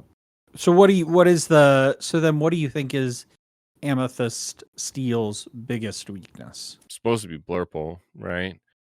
I still think that's a toss up though, and it might come down to die roll. Like I beat Brittany's Amethyst Steel at Impact, and then I think the next day she went and won a set championship with it. Then when I played her on Thursday, I lost the die roll. I also played very badly. She'll tell you I was making all kinds of weird mistakes that I wouldn't otherwise make. I think I was just checked out, but I lost the die roll, and she just absolutely had control each and every time. You got to find that when you're especially on the play, you got to establish that board presence and make those favorable trades so that you can take over. And it doesn't always, it's not always there. If they find their docks and continue to replenish their hands, you're giving them ink so they can just play more of those low cost characters all the time, as Andy alluded to earlier. And it's smothering, I think is a word that we used before. Swarming, I think Andy said.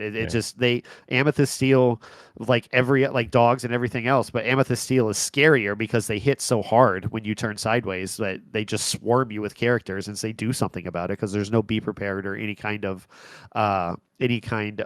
board wipe. And Brittany was smart on Thursday. I had my one of Monstro in hand, and she had a bunch of things on board, and I was praying that she would just turn 3 or 4 things sideways, and she's like, I don't have to. Like you can't answer this, in a good way in a couple of turns. I can turn a few of these sideways, the evasive ones especially, and just be safe, And I'm like, this one of Monstro could do some work right now. This is a very situational thing, but like every matchup that I've gone to, if they get 4, 5 characters on board and you don't have the removal for them right away, suddenly they're up to like 7 or 8 characters, and the game's over. There's nothing you can do to stop it. And if they hit the draw, like, a Doc, a Yzma, anything, then they're going to be able to, it's harder. It's less consistent draw, or maybe harder to pull off draw in Amethyst Steel than it is in Blurple. I think Blurple have a couple more free options with Finders Keepers that they play, and Second Star or Dig a Little Deeper or something to be able to draw cards a little better. But if Amethyst Steel draws cards, they can play cards way faster than Blurple can, because Blurple has big bombs. They have Hades and Elsa and Radigans and Well, Beyond and this is Some though of them have this is partly though why I the good honestly ones. think this is partly though why I actually am surprised that the data shows that Amethyst Steel is the less favored up in this matchup, because what I particularly like about this match is playing as an Amethyst Steel player into it is that the Blurple player's removal just feeds your inkwell. So it makes it so that when you do get the draw, I can just play those cards out, because then I don't have to worry about, like, I'm likely have gotten value out of those cards, or at least forced them to answer them in some way. And then it's like, whatever, okay, you put this card on my inkwell. I didn't have to make that choice.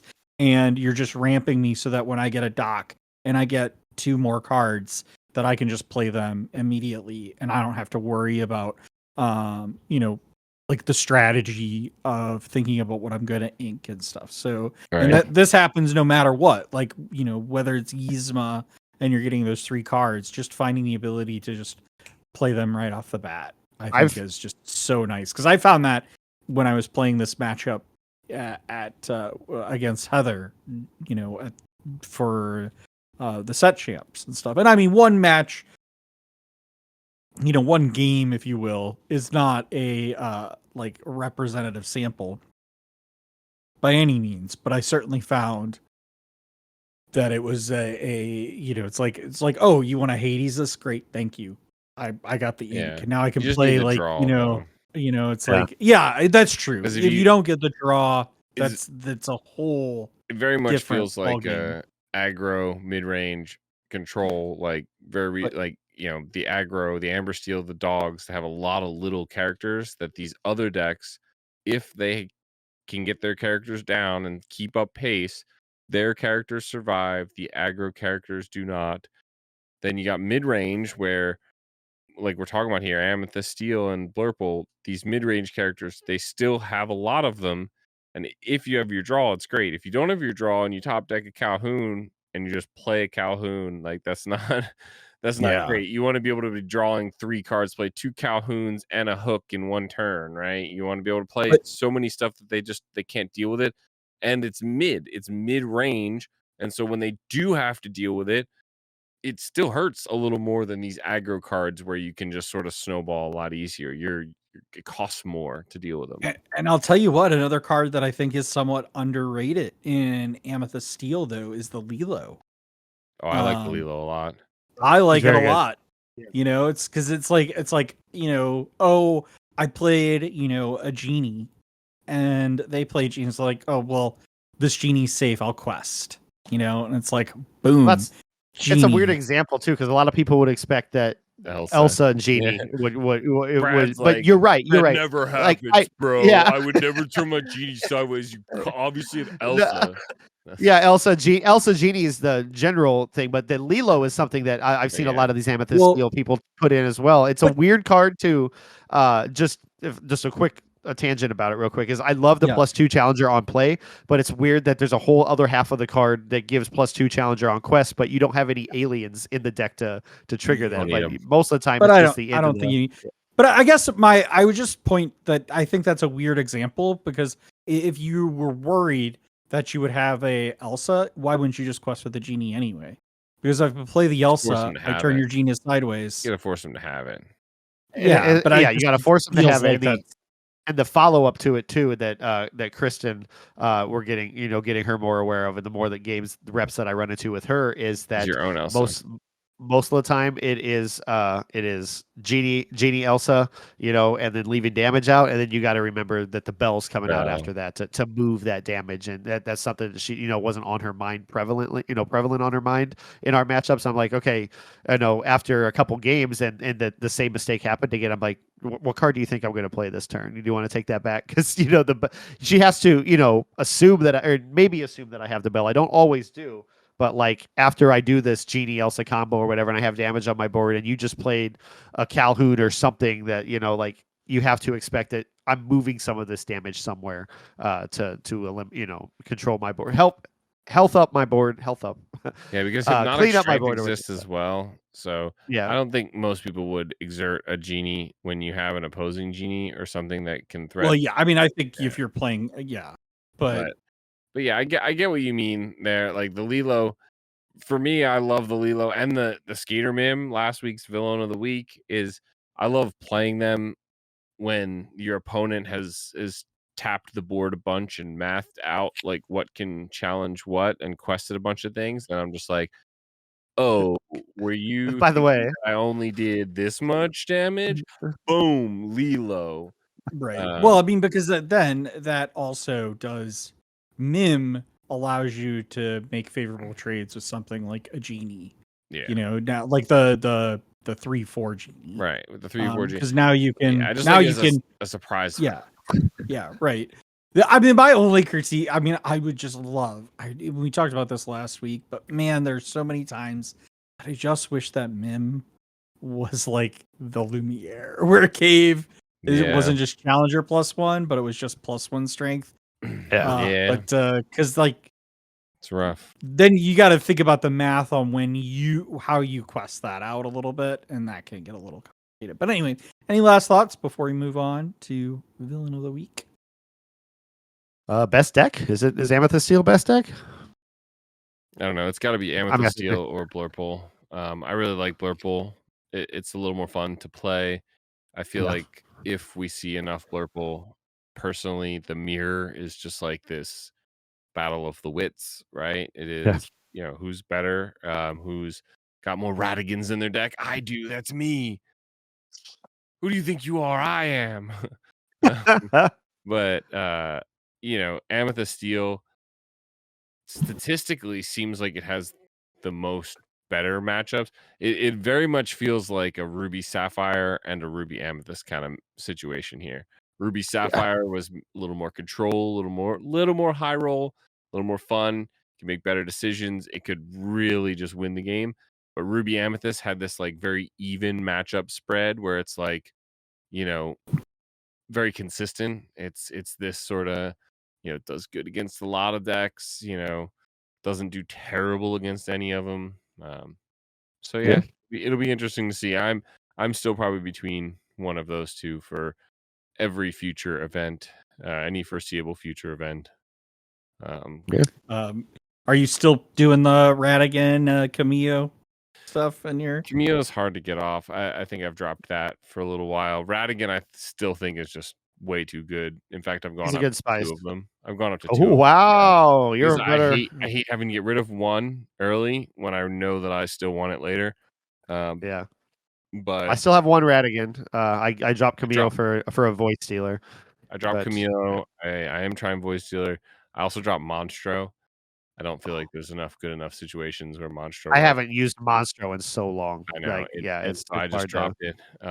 I almost want to add choice. another Big Elsa because Big Elsa is big nice, but I also want to add another second star because second star is 2 second stars is the second star is the best one. But it's rough with all the costs on Inkables, so we'll have to see how it goes. We will talk a ton about this next week with our DLC prep video, right? We're gonna Yep. put it out. We're gonna spend a lot of time on that. Although if we haven't spent enough time on this, let's get into Villain of the Week.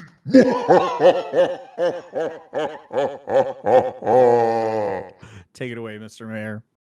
Apologies to get to all hail, hail. from set 4 Ursula's Return and set 9 with a reprint in Fabled. We have Belle, Accomplished Mystic, 5-cost inkable 4/4. She's a Floodborn hero, princess, sorcerer, and a super rare card. She is a shift 3 and has in quest for 2. I missed that part. Enhanced Healing is her ability. When you play this character, move up to 3 damage counters from chosen character to chosen opposing character. Art by, I have it very small here, I'm so sorry, Malaya Ewart. I hope I said that correctly. The mixed ink had changed more than just the rose, Brad. I did miss the flavor text. Apologies. But that is original flavor text for the game. Apologies to get to.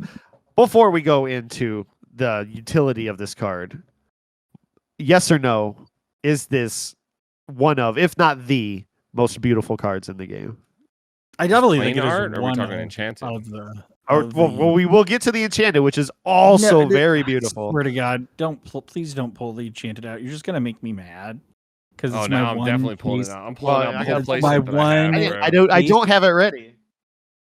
Bro, now You I have it to pull too. out. Oh, that's right. That's Wow, right. we You all talked me all into right. getting it. Well, let Hope us you know. enjoyed this episode. Yeah, let us know your thoughts on Villain of the Week. We hope you've enjoyed this episode. Stop Look it. at this. Look at this. Look at this. Look at that For our chanty. audio listeners, they're showing the enchanted. They're taunting me with the enchanted. Andy is showing his. Brad is getting his out. But yeah, Talk I mean, about the card. I'll just say this. I don't think there is actually much to say about this card that we haven't already said a lot as is. I mean, just the ability to be able to move.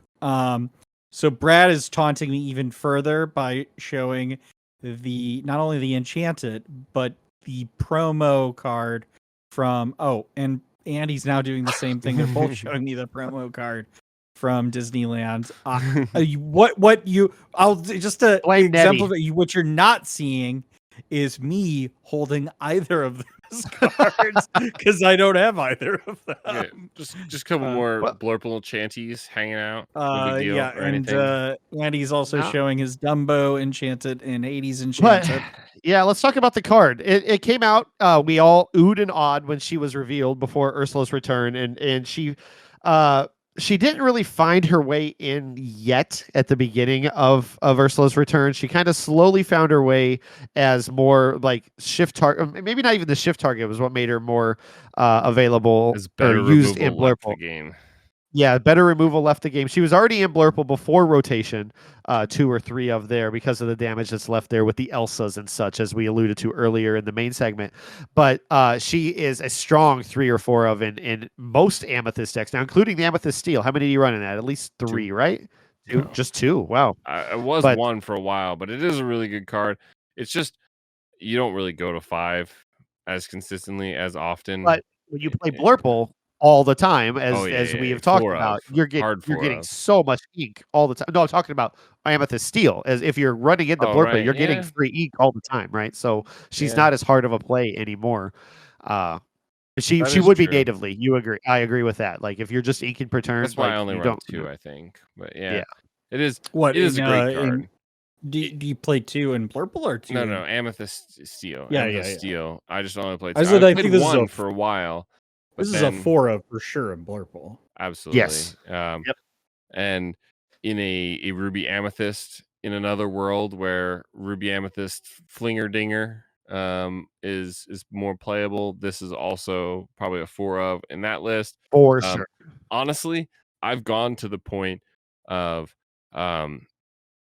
I like Belle so much, and the removal and the way the removal works. I mean, you think about like, oh, Elsa plus Genie or Elsa plus Basil takes out their opposing Genie or whatever.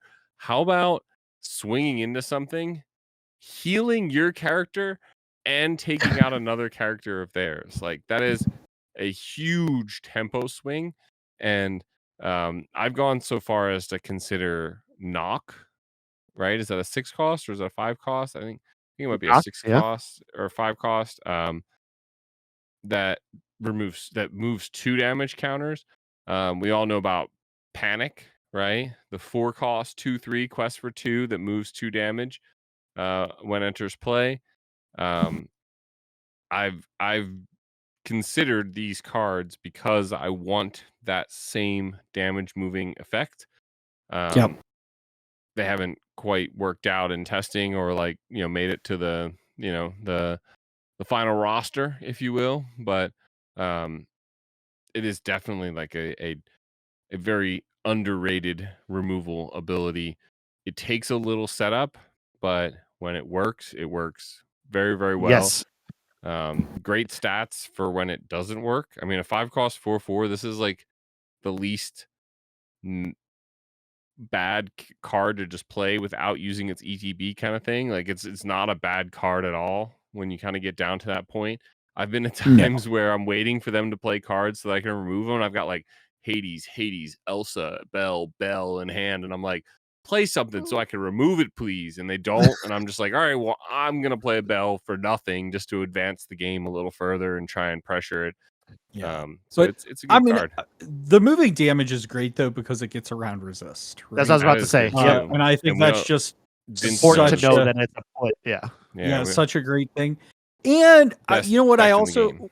what I also like too is like, you know, there are times where it's like you would much rather play it when you're trying to heal your character, but it's also, you know, fine when you're trying to Yeah. move damage from one of their characters Just- to another character that you like. That one's harder for me to get rid of, Yep. so I'm gonna use that. Gumby. Yeah, and so I found myself doing that quite a bit with this card.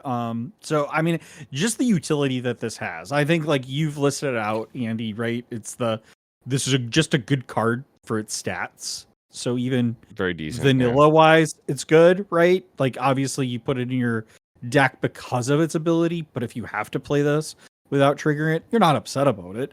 And I just think about the utility of damage, you know, healing. So moving your damage to another character and getting around resist is probably kind of like the third thing there, right? So these really have it just kind of encompasses what a good character is. And I think the reason why like these other characters you mentioned don't work as well is because they're just not as efficient as this card is. Oh yeah, for sure. And there's really like, you know, we talk about like, oh, do you tech this card in? Do you put this card in and stuff? It's like there are honestly like kind of just a wealth of cards in Blurple, in Amethyst Steel, that it's like, okay, well, like I could have this, but actually I don't want to, like, what am I going to take out? Right? Like, what am I going to replace this with?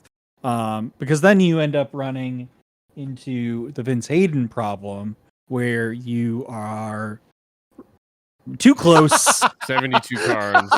72 cards. This is my enchanted, guys. I'm doing it now. I got one of those. I'll never forget that. So yeah. Exert to add 12 cards to your deck the night before a DLC tournament. I got the non-enchanted version. Mine's in a binder behind me that I'm not going to get out right now. I have a but- non-foil. Too close, Vince. But yeah. So anything else we want to say, or let's get into the artist showcase?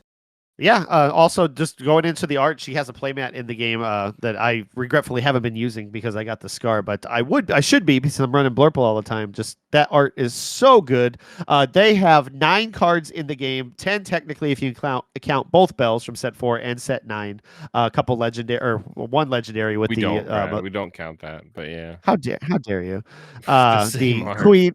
The Queen jealous, but it's still 2 cards in the game. I did remove it from the listing here. But anyway, the Jealous Beauty Queen from a couple sets ago is the one legendary, and then a super rare Maleficent Shift from set 5. And then moving on to the Enchanted from Julia Riva. They have 25 cards in the game. And the one of them, another Enchanted, was the Island I Pulled from the Sea from a couple sets, the Azurite Sea. But a lot of iconic cards in the game. The Olaf was huge for the first couple sets as a turn 1 for RA, and just everybody loves Olaf. Of course, I got to mention my Magic Broom Bucket Brigade, and Sudden Chill, the big legendary Mickey from the last set, most notably there in legendary, the rarities there. But Yeah, a lot of fun stuff. yeah, absolutely. All right. Well, let us know your thoughts on the Villain of the Week. We hope you've enjoyed this episode. If you're joining us on audio, please rate and review us on Apple Podcasts, Spotify, or wherever you listen. And if you're joining us on YouTube, which if you're not, you really should, we get to show off all of the enchanteds that Brad and I have that Vince do not, and you get to see them. Be sure to give us a like, subscribe, ring that bell, and check us out all of the other content. All of the other content we've got. We got the meta report. We got Deck Test Tuesday. We have the bonus content. Don't forget to go check out that Gargoyles video that we did. Yes. It is 100% peak content. And join us every week here for our podcast. And we understand your time is valuable, so we appreciate you spending a little bit of it with us. If you would like to follow along as we plot our devious plans, consider following us on the socials. We're on Instagram, Blue Sky, and the platform formerly known as Twitter at Rules of Villainy, as well as TikTok now with Villain Vince. We also have a growing community here, not here, but on our Discord, where you can join with the link below. Yes, I am. The card Finding an Enchanted series is coming back, by the way. It's coming back. It's coming back. But until next week, stay safe, fellow villains. Be wary of wannabe heroes who want to disrupt your villainous plans. I hear those laws of heroisms. There's some whispers. Someone happening. And as always, remember the rules of villainy.